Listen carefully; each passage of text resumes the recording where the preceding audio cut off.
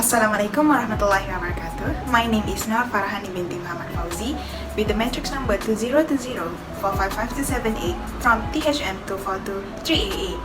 Today, I would like to present to all of you about my individual assignment for Menu Design and Engineering subject, which is Therapeutic Menu. Have you ever heard about Therapeutic Menu? Now, let me tell you what is actually the therapeutic menu. Therapeutic menu is a meal plan that controls the intake of certain foods or nutrients. These therapeutic menu are planned to maintain or restore good nutrition in patients. In most cases, these therapeutic menu are used to supplement the medical or surgery treatment in patients, while some instances, like diabetes mellitus, a therapeutic menu is the most aspect of the patient treatment rather than medical therapy. Part of the treatments normally is prescribed by the physicians and planned by the dietitian. Did you know what are the types of food service that offer this therapeutic menu? This therapeutic menu is offered by the healthcare food service, which are hospital and nursing home. Now, let's move on to the criteria of this therapeutic menu. A therapeutic menu must contain and meet the nutritional requirements of an individual, include foods from all food groups, and contain variety of foods that is suggested by the food pyramid. There are many types of therapeutic menu. The first one is gluten-free diet. This form of diet excludes protein content, where usually the nutritionists or dietitians will advise a stopgap for wheat or some other grains. Next type of therapeutic menu is clear liquid diet. This clear liquid diet is suggested by the nutritionist before having or undergo surgeries or any medical procedures. This is a short term for gastric distress and body cleansing. And the last one for these types of therapeutic menu is high fiber diet. This diet is suggested by the nutritionist to increase good bacteria in the gut, as this high fiber diet is fit for the cure of irritable bowel movements.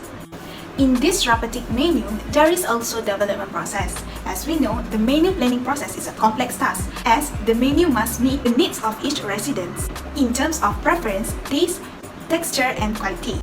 There are several factors that need to be considered in planning this therapeutic menu. First, underlying disease conditions, which requires a change in the diet, possible durations of disease, and patient tolerance for food by mouth. Next, we move on to the advantages of this therapeutic menu. There are 3 advantages of therapeutic menu that I could share with all of you. The first advantages is we can cut off some risk of some functional disease. For example, heart disease. This is because food intake is very important for our body. If we can control the quantity and type of food taken, especially on its calories, we can avoid the chances of getting disease. The second one is it can improve in the digestive system. With a proper dietary management, we can control what kind of food that we would like to take. The third advantages for this therapeutic menu is stress reduction. Have you ever heard we are what we eat? This is because food can help us to tame our stress in several ways, as it can boost up the level of serotonin and cut off the stress hormones. The first disadvantages of this therapeutic menu is expenses. A potential of disadvantages of these nutritional treatments is the high cost of food, as we may need to purchase foods that are more expensive than our usual food.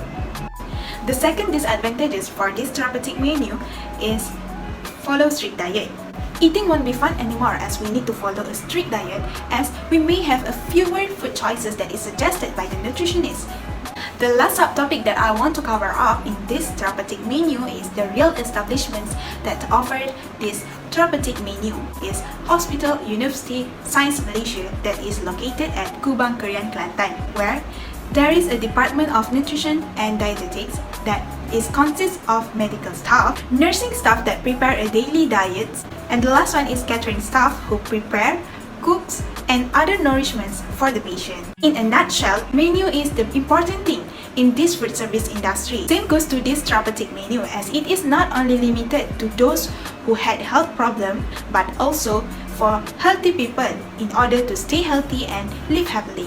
However, we still need to get advices from the expert to avoid from any complications in the future. Last but not least, the first wealth is health, and a healthy outside comes from inside.